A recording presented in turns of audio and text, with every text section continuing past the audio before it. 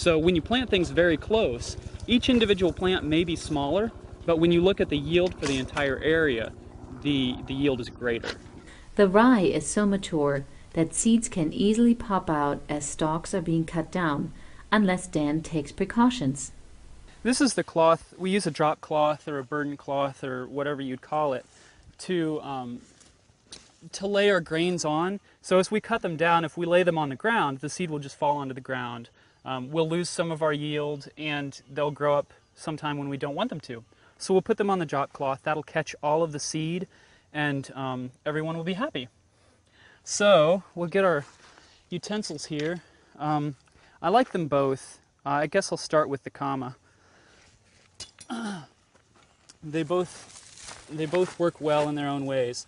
And so we aim kind of low. We aim towards the roots. If we cut it up high, we're losing out on some of the biomass, which is very helpful for the compost. After we've taken the grains out, we'll use the rest for compost.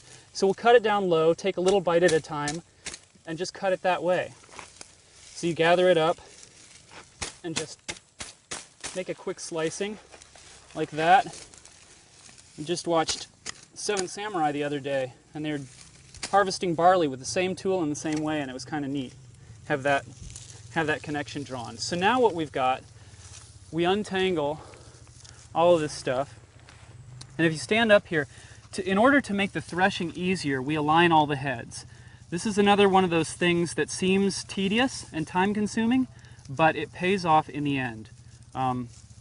So what we'll do, and I'll hand this to you when I show you what I'm doing, just bringing all the heads up,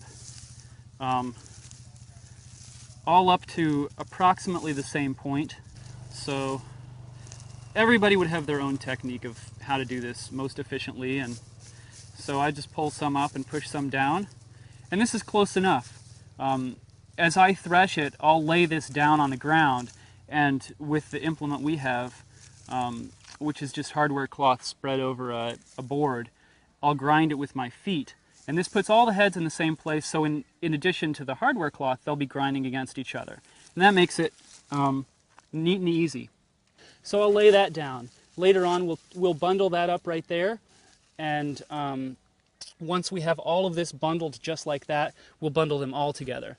So when you compare these two tools, you see where the cutting really happens. It'll happen the same place in the sickle as the comma, but what you have with the sickle is all this extra surface that you're keeping sharp to slice more, however it's convenient. Who knows how they developed, but also very important is to keep them sharp as you're moving along.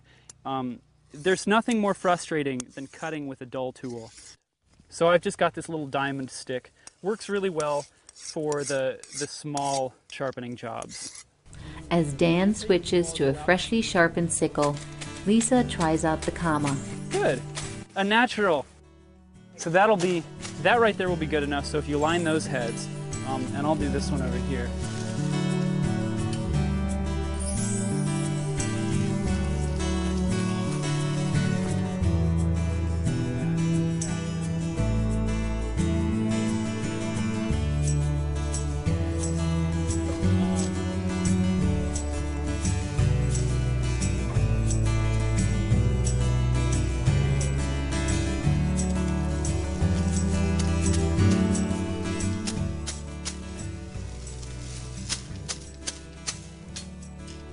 All right, there we go. That's our Kusti rye.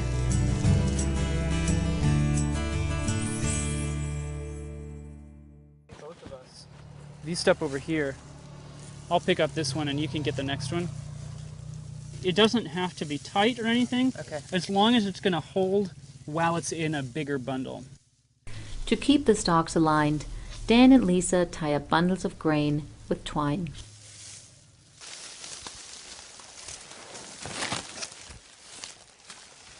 Shall I lead?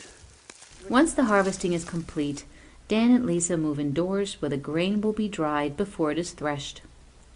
The technique Dan demonstrates requires a fairly simple setup. Ta-da! Great. First, the bundled rye is hung up with all the heads pointing down. In the winter, there's enough moisture in the air to swell the hulls. All right. Dan selects a bundle that's been thoroughly dried for threshing. We're tying something up. Flop this guy down here, hold it with my foot, and then just grind away. Any grains that are in there will just come right out. So we'll pull this out and shake it a little bit. You see all those guys. Dan works on a metal mesh screen placed over a wooden board. Then all that's required is a little bit of muscle as he grinds the rye with his foot to release the grains. You have to switch legs every once in a while too, otherwise you get real strong right leg. And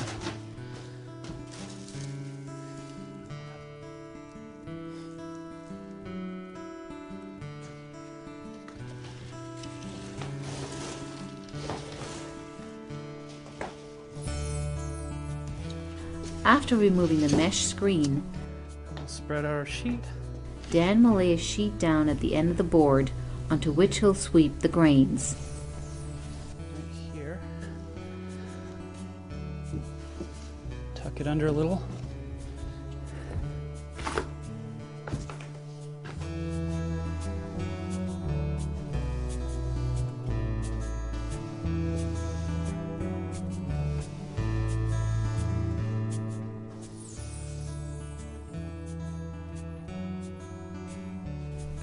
Dan is careful not to lose any grains as he transfers them into a tray.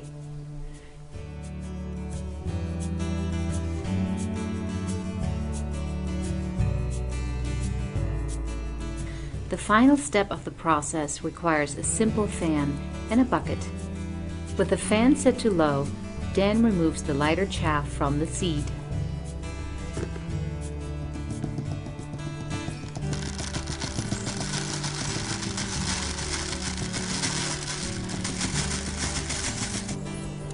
With the fan set to medium, Dan removes the heavier chaff. There we have it.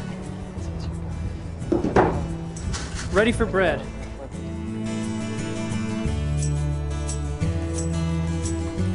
This small bed of rye that Dan and Lisa just harvested will produce enough grain for about 5 one-pound loaves of bread. Once the grains have been removed, the rest of the plant will provide biomass for the compost pile. And finally, some of the grains will be saved to plant for next season.